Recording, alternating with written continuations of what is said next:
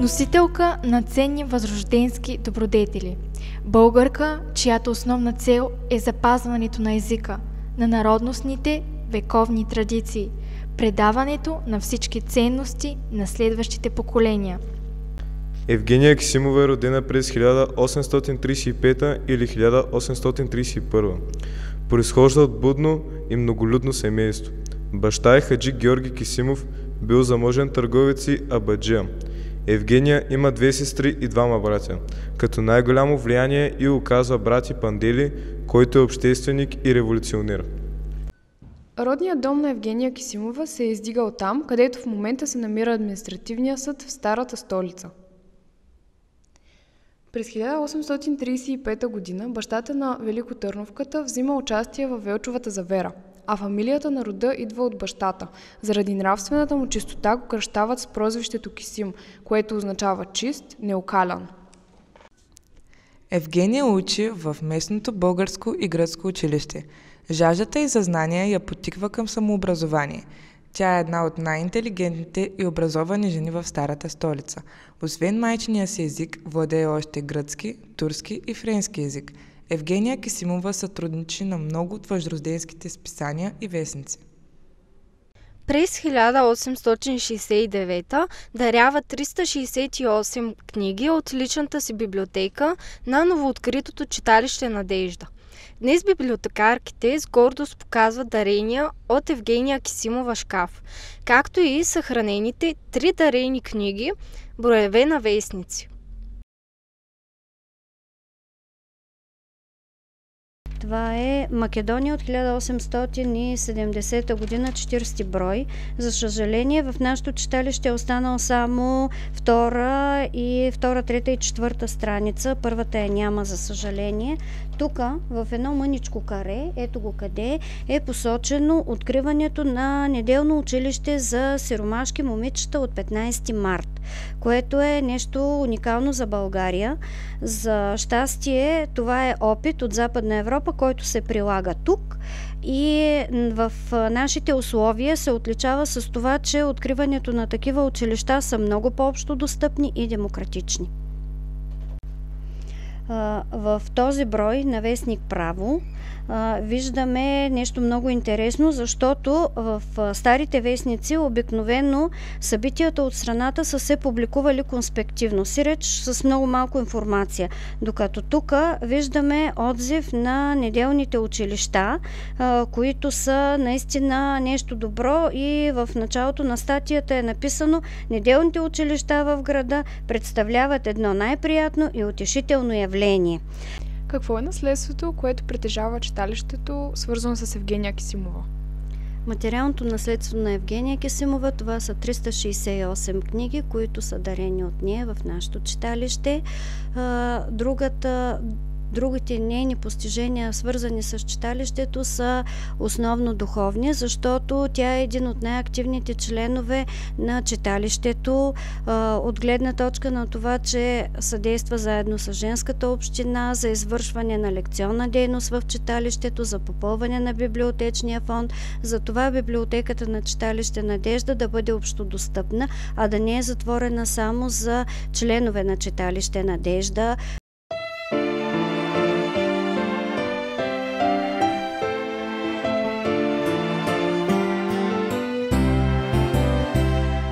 Женската община, начело с Евгения Кисимова, открива на 25 март 1870 година в девическото неделно училище при църквата Свети Константин с 12 ученички. На следващата година броят им се удвоява, а на последващата утроява. На нейно място днес се издига храмът, известен с въртящите колони Свети Константин и Елена. Това е последната църква, строена от майстор Колюфичето, претърпяла значителни разрушения при земетресение през 1913. По инициатива на Евгения Кисимова през 1877 година се изгражда ново женско дружество в Старата столица. Дружество Милосърдие се поставя за цел да се грижи за ранени руски войници и български опълченци, за местното сиропиталище и за бежанците от Южна България. Старата столица покорява жителите и гостите на града с магията и на малките криволичещи улички. Понякога те са виещо се стълбище, което отвежда до тайни и непознати места в сърцето на стария град. Интересен факт е, че улицата до катедралата носи името на търновската дарителка Евгения Кисимова.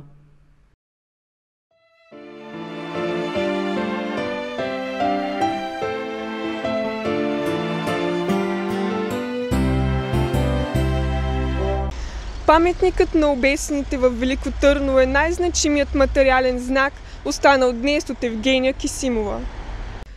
Няколко години след основаването на Милосърдие се заражда нова идея – събиране на средства за издигане на паметник на загиналите поборници. В основата на тази родолюбива идея отново стои името на Евгения Кисимова. Градската община се включва в инициативата и до края на 1883 година паметникът е издигнат. С форма на 4-стенна пирамида, която се издига над няколко реда каменни стъпала и завършва на върха с православен кръст. На 4-те стени на пирамидата са изписани датата, месеца, годината и имената на обесените. В знак на почет и признателност, детска градина Евгения Кисимова във Велико Търново носи името на търновската общественичка. За нейния живот с деца от детското заведение разговаряха репортери на хуманитарната гимназия. Здравей, как се казваш? Симона. В коя детска градина учиш ти? Евгения Кисимова. Какво можеш да ни разкажеш за самата Евгения Кисимова? Тя направила първия червен кръст. Здравей, как се казваш? Ивайло. Какво ще ни разкажеш днеска за Евгения Кисимова? В това училище постепенно започвали да постъпват освен ученички и селски девойки, с основна цел да се подготвят за селски учителки. Към училището била създадена и отделна библиотека с интерес за времето си книги, учебни помагала и буквари. Какво ще ни разкажеш днеска за Евгения Кисимова? В град Велико Търново 3 улици носят имената на семейство Кисимови. Първата улица е кръстена на актьора Константин Кисимов. Втората улица е кръстена на неговия чичо Пандели Кисимов, а третата улица е кръстена на Евгения Кисимова, която е баба на актьора Константин Кисимов. Здравей! Здрасти! Как се казваш? Велислав. Какво ще ни разкажеш за Евгения Кисимова? Много полезна и патриотична дейност. Развило Търновското женско дружество по време на априлското въстание. То подпомагал за пари, дрехи и храна за овенните въстаници, политическите затворници и семействата й. Здравей, как се казваш? Сияна. На колко си години? На 6. В коя детска градина учиш ти? В Евгения Кисимова. Харесва ли ти детската градина? Да. Можеш ли да ни разкажеш нещо за самата Евгения Кисимова? Да. И какво ще ни разкажеш ти? Първия родилен дом. Тя е направила първия родилен дом? Да. Здравей! Здравей! Как се казваш? Ради. Какво ще ни разкажеш днес за Евгения Кисимова? Тя е била най-смелата жена. Преди 1876 години тя е организирала жените да събират пари, храна и дрехи за станиците. Ние сме от детска градина Евгения Кисимова. Ние май месец честваме патронния си празник, когато са годишнините от раждането на нашия патрон Евгения Кисимова. Децата знаят изключително много, тъй като ние им подаваме доста информация за нашия патрон. Тя е много образована жена. Това е първата жена в Търново, а понякога в източниците се отбелязва, че и в България, която основава женската община. Това е едно сдружение за ограмотяване на българската жена, изкарване от това потиснато състояние по време на турското робство в семейството, където тя само работи, гледа деца, няма право нито да участва в политиката, нито да гласува, нито да има професия и да пише и да чете в повечето случаи. Така че тя надига първа глас за обучаване на всички деца, които са сираци, без родители, и на бедни деца от селата, като основава и първото девическо училище в Търново. И оттам започва всъщност нейната просветителска дейност. Тя назначава главните учители, почва да иска тези учители да са образовани. Евгения Кисимова умира през 1886 година. Поради голямата набожност е погребана в девическия манастир Свети Никола в село Арбанаси. Тук по-късно е погребан и съпругът си хаджи Димитър Владов. Според изследванията на музейни специалисти е известно, че на надгробната плоча на Търновката е изписана следната епитафия, съчинена от Петко Рачев Соловейков. Не е ли тъжно и мило, след 18 годишно венчило, Евгения по нрав и име, бе повикана от Божие име. И както небето предрече, със себе си и подът завлече. Амин. Евгения Кисимова е важна част от българската история, но за нея се знае прекалено малко.